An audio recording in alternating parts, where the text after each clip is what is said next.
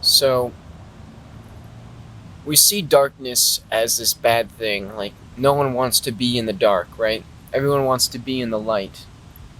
However, there's also this view that the light is blinding, and too much of the light destroys you as well, right? So we can see this when, you're in a dark cave and it's absolute darkness, right? It's it's cold, um, and it's damp, and it's dark, right? And when you're out in the blazing sun, it is hot, it's dry, and it is bright. And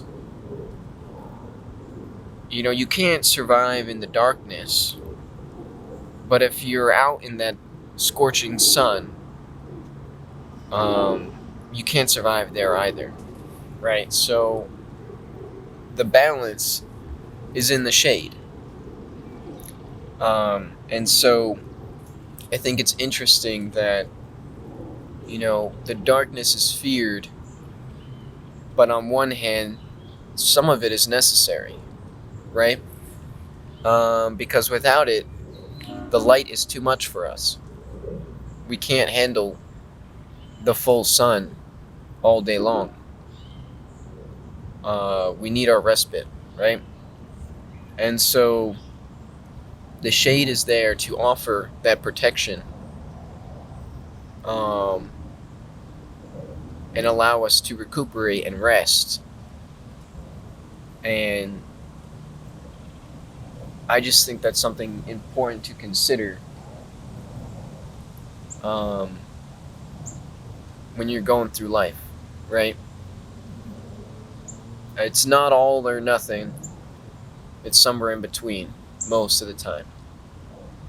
Sometimes you gotta be out in the sun. You gotta be in the direct sun to go where you want to go, to do what you want to do. But you don't stay in the sun forever, right? You gotta get out and get some rest. And you don't sit in the darkness forever either. Um,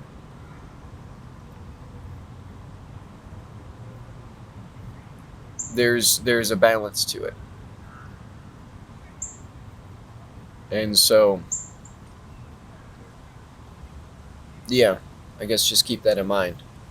Let me see if I can add anything else to this because this is a pretty short talk there. Um,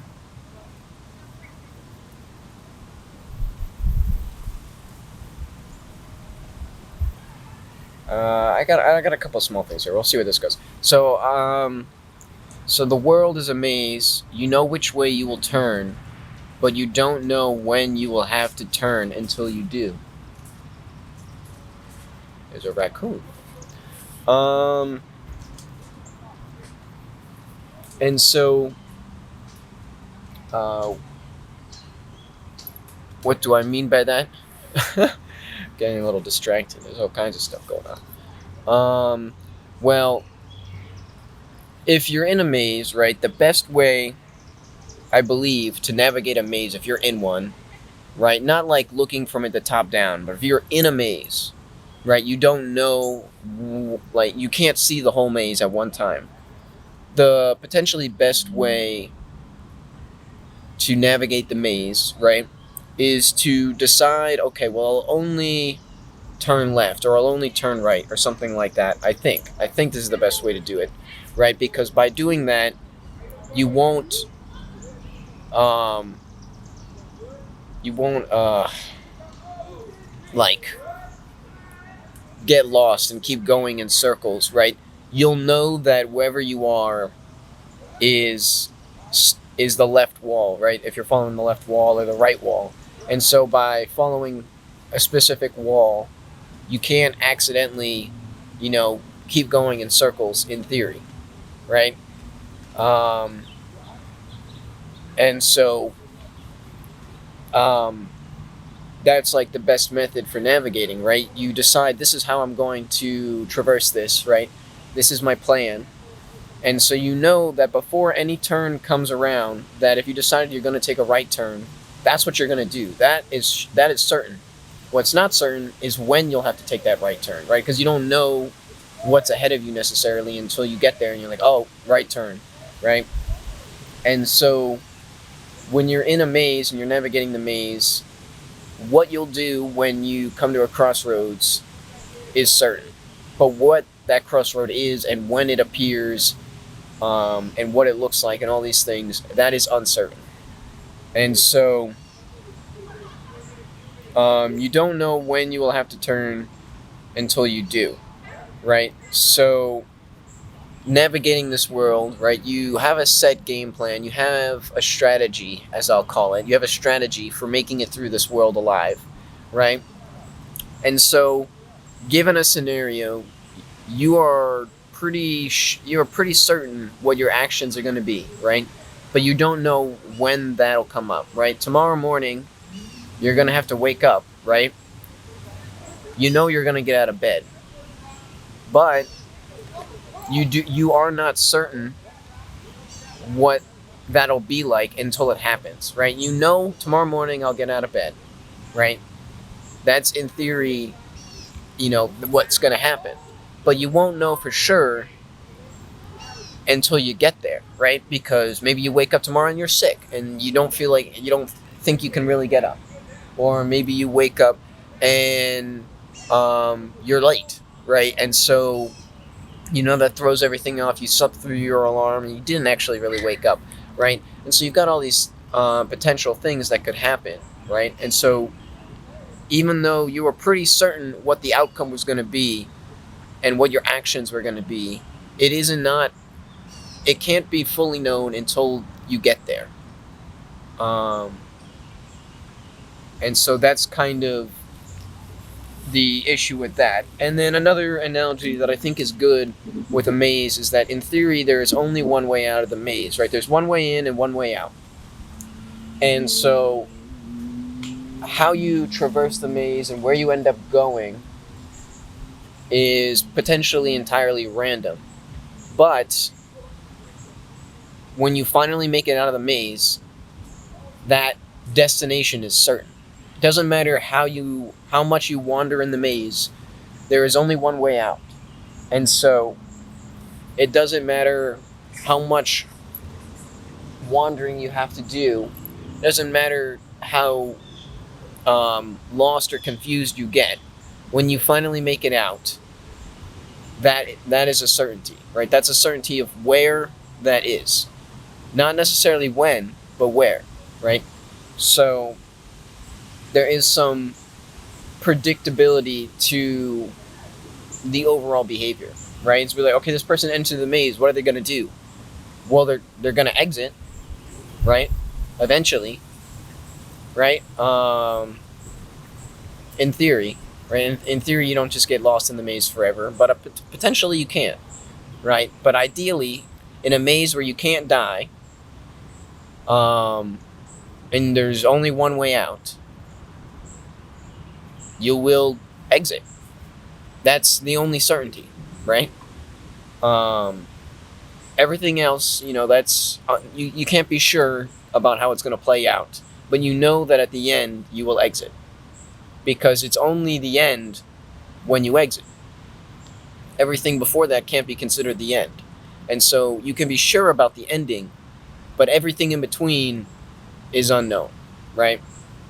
So I think that is just kind of something good to keep in mind. And I got one more quick one here that I think I'll do. I have splitting wood. I was chopping firewood the other day. Splitting wood.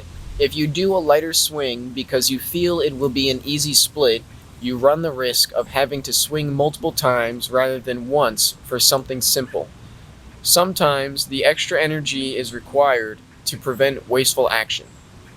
And so what do I mean by this?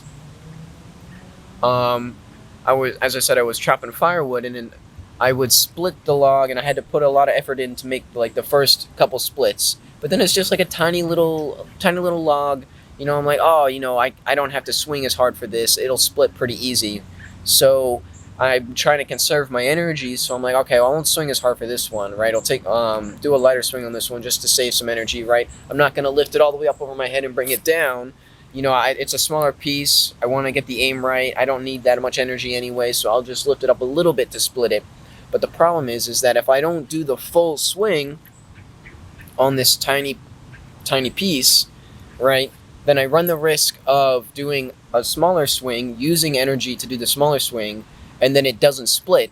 And then what do I have to do? Well, I either have to do another small split, and maybe that won't work either, or I got to do the larger swing anyway, right? And so in my effort to try and save energy, I actually ended up using even more energy. And so what I'm trying to say with this is that sometimes you think a task is trivial and it's not worth your full effort. But if you don't put your full effort into that task, it may require maximum effort to complete it later, right? And so sometimes it's better to just put the full effort in up front rather than risk the potential waste of energy on the process, right? And so, am I saying you need to do this with everything all the time? No. It's okay to have a little bit of loss here and there, right? You don't need to be maximum efficiency constantly. But in your life, there are certain places where I think this is a lot more important to consider than others, right? You're not, when you wake up in the morning, you got to cook breakfast. Are you going to put 100% effort into your breakfast every morning? Probably not. But, you're doing a job or something, right? And you're like, you know what? I'm not really feeling it today. And there's this thing that comes in, and it seems like, this isn't this is an important thing. I'll just do this real quick and then let it go. And then it turns out that this little thing was actually a big deal, and then it comes back and it bites you in the butt, right? Because you just tried to rush it, thinking it wasn't going to be this big thing, and then it turns out that it's actually more important than you realized, and it had some bigger implications that you would have caught if this small thing turned into something big, but you didn't catch it because you didn't really look, right? And so it's things like that where it becomes, I think a little bit more relevant. There are certain actions that are really worth the full effort. Even when you feel like you're tired and you don't really want to do the next full swing, right? You want to take a little bit of a break. And if that's really how you feel, I recommend just taking the break, right? Because if you don't have enough energy to do another full swing, then maybe you should just take a break, right? And I think that's fine, right? I don't think you should force yourself to keep swinging and swinging and swinging at full when you don't have the energy for it. And I don't think you should just, I don't have energy for full swing, so I'll just do halves instead, right? If you don't have the energy to do a full swing, then I would take that as your sign to take a break.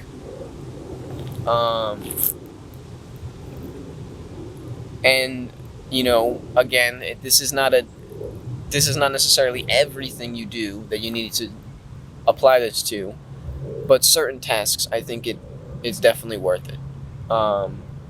And so, yeah, I think that's that. Peace out.